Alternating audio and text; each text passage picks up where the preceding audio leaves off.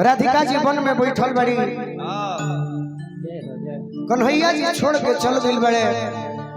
उधो बाबा जाके पूछलन कि काहे राधिका काहे इतना उदास बाड़ू, अगर तारा दिल में दर्द होखे तो कह कोना मेडिकल पर से लेके आई।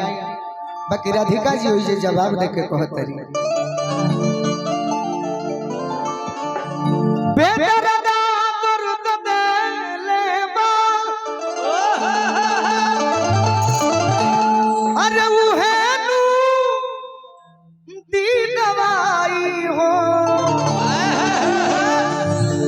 तरीके मेडिकल पर दवाई नहीं खे जे दर्द भी हले वो करे से ठीक हो सकता नहीं कि बेदर्दा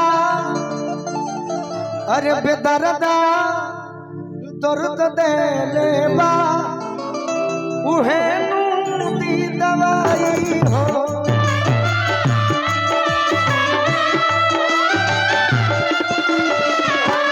बेदर्दा दर्द दे ले बा उहे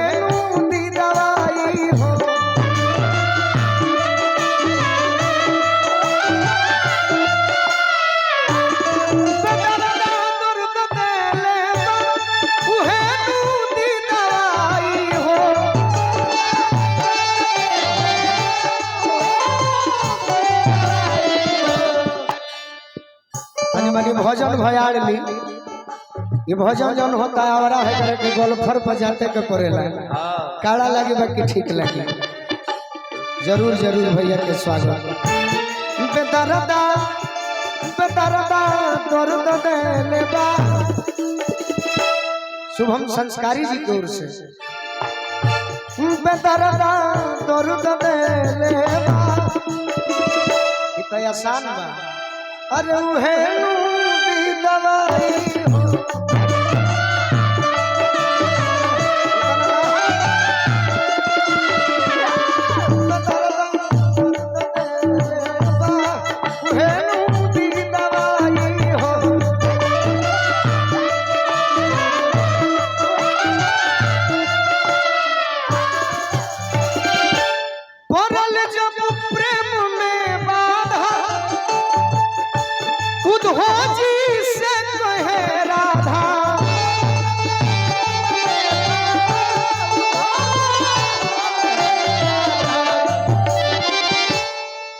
हाँ जरूर जरूर तुरंत तुरंत परल जब प्रेम में बाधा उधोजी से कहे राधा।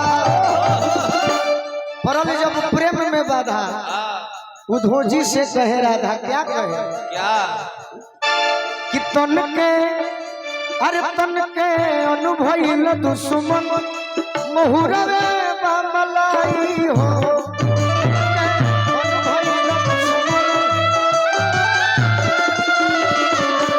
अरे तन के अनुभव दुश्मन मुहुरवे मलाई हो।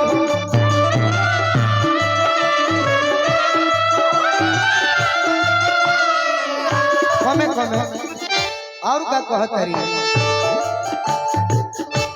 जीवन भर दुख हम सह केहू से कुछ ना कह।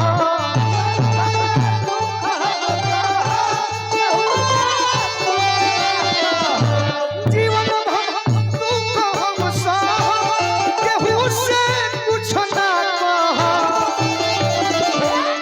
जीवन भर दुख हम सह केहू से कुछ ना कह। एगो काम करो जोगिनिया जोगिनिया हम बन जाई एही में बा भलाई हो।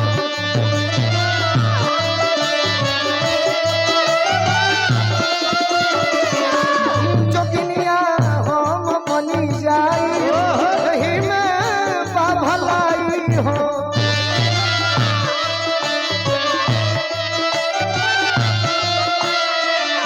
अभी अभी दाहिने साइड से बड़का भैया हमारे परिवार के सदस्य अजीत भैया की ओर से और तनु भैया की ओर से बहुत बहुत आशीर्वाद मिलल। विपिन भैया की ओर से आशीर्वाद मिला। और का विरह और प्रेम के गठरी जीवन भर ढोई ठठरी हे राजा भैया विरह और प्रेम के गठरी जीवन भर ढोई ठठरी गयत्री बिन मरब ठिठुरी अरे गयत्री बिन मरब ठिठुरी नहीं ओढ़ब रजाई हो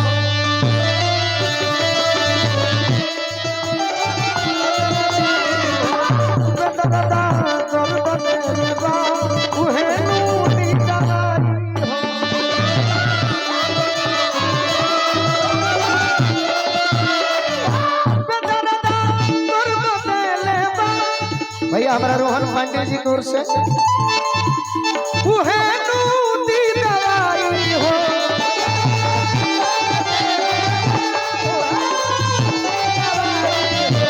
बेदरदा बेदरदा दर्द देले बा उहे नूती दवाई हो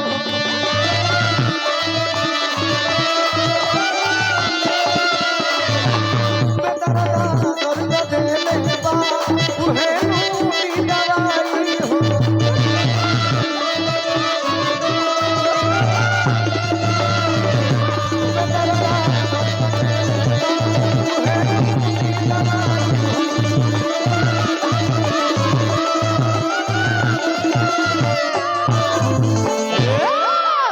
एक और फरमाइश वही भजन का ना हो